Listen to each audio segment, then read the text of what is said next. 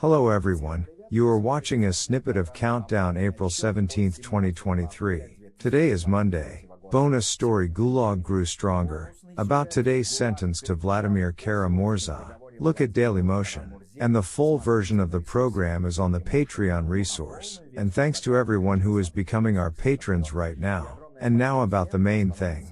The less success in the Ukrainian direction, the higher the level of nervousness around the Kremlin. On Friday evening, April 14th, an article by Yevgeny Prigozhin appeared, in which the owner of PMC Wagner proposed to complete the so-called SVO. For the authorities and for society as a whole, today it is necessary to put some sort of bullet point in the SVO, wrote Prigozhin. The ideal option is to announce the end of the NWO, to inform everyone that Russia has achieved the results that it planned, and in a sense we have really achieved them. In the event of an announcement of the end of the military operation, Russia will only have to tightly gain a foothold, claw in those territories that already exist, Prigozhin broadcasts, warning that for Russia there is always a risk that after the start of a counteroffensive, the situation at the front may worsen. Such a statement could not be made emotionally. It was thought out and weighed, given the possible accusations of betrayal and defeatism. That is why the phrase about the impossibility of agreements was inserted. On the one hand, Prigozhin is well aware of the true state of affairs, the capabilities of the rashist units and the prospects for the development of events in Ukraine. On the other hand, he is not suicidal to make such statements alone. This means that in certain circles around the Kremlin, moods are being formed and intensified to complete this adventure. There is also an understanding that if you do not turn into doves of peace now, it will be too late tomorrow, and the boomerang of war will return with such overwhelming force that it will kill everyone to hell.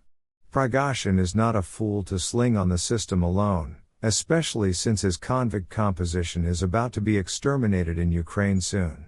In all likelihood, he voices the opinion of a very large circle of people, which expands as awareness of the impending defeat. It was the voice of the lowering convict that was chosen as a repeater of the idea of completing the SVO. Say, even the last lowered S already understands the further futility of this war. Once again, they plan to report on the capture of Bakhmut by Easter, but the cake failed. The losses are colossal, but there is no sense. But Putin's response, in the form of a law on the digitalization of military records, which actually introduces martial law in the country without declaring one, crushes all the arguments of dreamers into dust.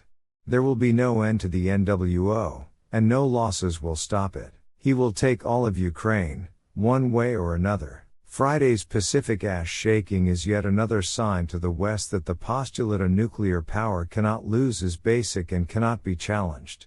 Even buzzer radio stations on the frequencies of the Ministry of Defense transmit endless ciphers in the open air. The Kremlin demonstrates a serious readiness to use nuclear weapons in the event of a danger prescribed in the nuclear doctrine. And this is Crimea. Its loss will be perceived as a threat to the state itself, which will become a legal basis for the Kremlin in the issue of the use of nuclear weapons. The visit of the Minister of Defense of China, instantly accepted by Putin, should show the whole world the degree of mutual readiness for militaristic ecstasy. Beijing has Taiwan, Moscow has Ukraine. The Russian Federation can use the fleet in any conflicts and directions, Putin says, jumping out of his pants and as if assuring the Chinese comrades that we are in the same boat, don't worry. And now Trump is scaring his electorate with the unification of Russia and China. High-level agents rebroadcast Kremlin horror stories. But inside the cave itself, the elites tremble like jelly. They are not enthusiastic about the nuclear scenario, which denotes a restless leader.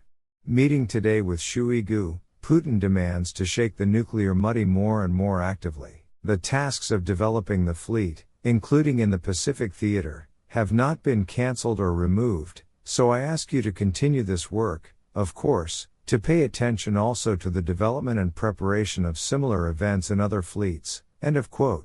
This means that the ash shaking will only intensify. The closer the start of the counteroffensive of the armed forces of Ukraine, the more determined Putin is to go for broke. But the prospect of a nuclear paradise is not in the plans of the elites, who are thinking about how to get the frozen assets back immediately after the end of the war more painlessly. For example, the lawyers of the European Commission came to the conclusion that the frozen funds of the Bank of Russia and other assets cannot be withdrawn and transferred to the disposal of Ukraine.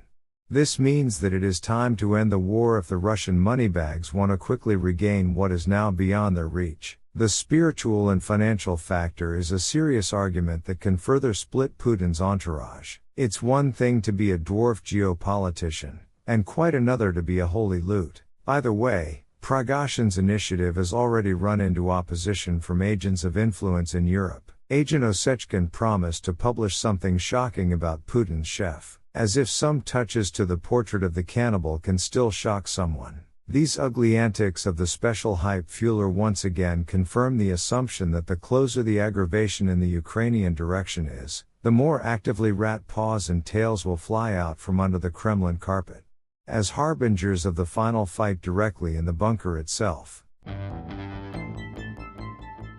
Become our patrons now and see further in this program. Last night, Ukrainian drones attacked 2 electrical substations in the Belgorod region, and Belgorod itself is already officially preparing for the return of the boomerang of war. Putin's meeting with Chinese Defense Minister Li Shangfu was another confirmation of Moscow's forced rapprochement with Beijing. Putin has no other choice. He lies under the soft panda, risking being crushed. Soon it will be possible to sit in the cave not only for fakes about the army, Putin or military commissar Petrovich. The passport itself turns into an object of heart-rending protection from the state. Burned the passport, sat down for a year. Such an amendment to the legislation was made by restless deputies of the Liberal Democratic Party. The Putin court found Vladimir Kara-Murza guilty of treason and other charges and sentenced him to 25 years in prison. Putinism organically inherited Stalin's methods, about which the marginal public, recognized by Infantiles as Diemshiza, has long been warned. See the plot of the Gulag Grew Stronger on the Daily Motion resource. And that is all. See the full version of the program on the Patreon resource. And thanks to everyone who is becoming our patrons right now. Hugs to everyone. See you on Thursday. Glory to Ukraine.